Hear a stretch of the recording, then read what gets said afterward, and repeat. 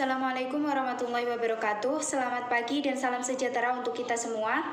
Yang saya hormati Bapak Jihwanul Kirom, LCMAI, selaku dosen pengampu mata kuliah Tafsir dan Hadis Ekonomi, serta teman-teman yang saya sayangi dan saya cintai.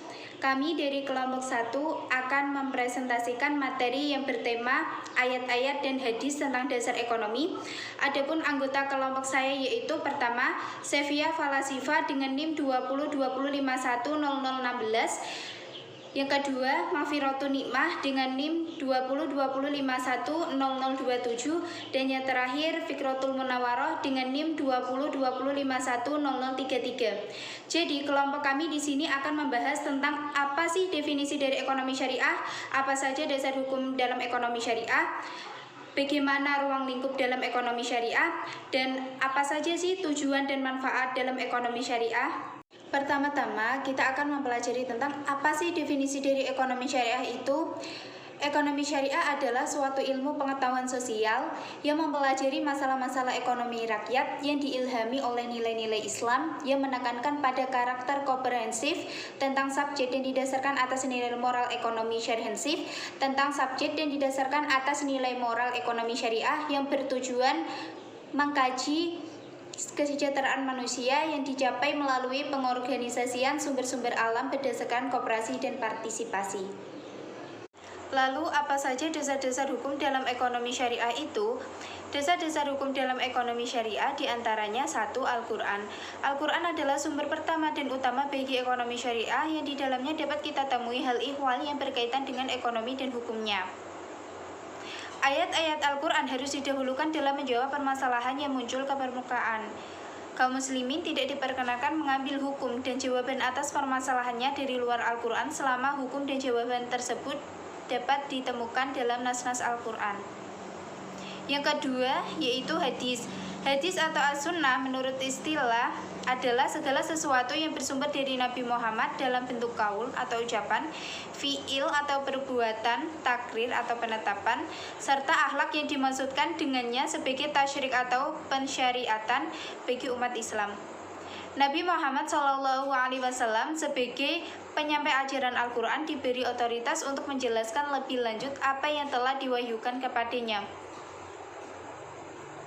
Beliau berfungsi sebagai penjelas dan pelaksana dari apa yang ditulis dalam Al-Quran. Dari sini dapat kita pahami bahwa hadis atau sering disebut as-sunnah adalah sumber kedua dalam perundang-undangan Islam. Di dalamnya dapat kita jumpai hasanah aturan perekonomian syariah. Dan yang terakhir adalah ijtihad. Ijtihad yaitu mencurahkan semua kemampuan untuk mencari hukum syara yang bersifat dhonni sampai merasa dirinya tidak mampu untuk mencari tambahan kemampuannya tersebut. Keberadaan dalam bentuk zanni ini dimaksudkan agar dapat dikembangkan oleh manusia sendiri dengan kebutuhan dan kemaslahatan manusia itu sendiri, yang tidak lepas dari perubahan dan tuntutan tempat dan waktu. Untuk mendapatkan ketentuan-ketentuan hukum ekonomi syariah yang baru muncul seiring dengan kemajuan zaman dan kebutuhan masyarakat, sangat diperlukan pemikiran-pemikiran baru yang biasa dikenal dengan istilah ijtihad. Sumber ijtihad inilah yang sangat memegang peran penting dalam pengembangan fikih Islam, terutama sekali dalam bidang ekonomi syariah atau muamalah.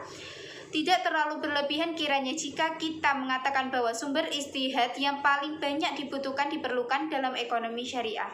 Lingkup ekonomi syariah dapat kita temukan dalam beberapa sumber, diantaranya yang pertama yaitu dalam kompilasi hukum ekonomi syariah yang meliputi aspek ekonomi sebagai berikut: baik akad-akad jual beli, syirkah, mudharabah, murabahah dan musaqah, muzaroah, khiyar, istisna, ijarah, kafalah, hawalah, ron, wadiah, ghasb dan itlaf, wakalah, sulu, pelepasan hak, takmin, obligasi syariah mudharabah, pasar modal, rekayasa syariah, sertifikat Bank Indonesia syariah, pembiayaan multijasa, pembiayaan rekening koran syariah, dana pensiun syariah, zakat dan hibah, dan akuntansi syariah.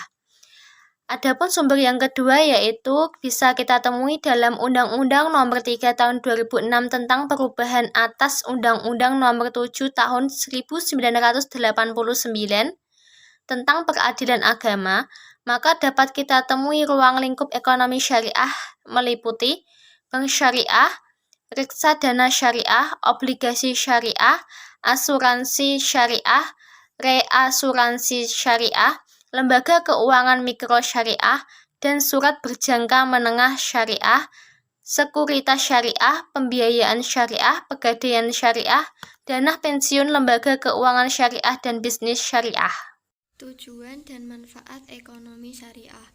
Tujuan ekonomi menurut Umar Sapra adalah untuk mewujudkan tujuan syariah maqasid syariah, antara lain yaitu 1. Memperoleh kehidupan yang baik. Yang kedua, terciptanya stabilitas dan pertumbuhan ekonomi. Yang ketiga, terciptanya keseimbangan pemusatan kebutuhan material serta spiritual manusia. Yang keempat, penghasilan yang diperoleh dari sumber yang halal dan baik. Yang kelima, distribusi pendapatan dan kekayaan yang adil. Manfaat ekonomi syariah bagi umat muslim yaitu 1. Menerapkan dan mengamalkan ekonomi syariah melalui lembaga keuangan Islam. Yang kedua, praktik ekonomi berdasarkan syariat Islam yang mengandung nilai ibadah karena telah mengamalkan syariat Allah.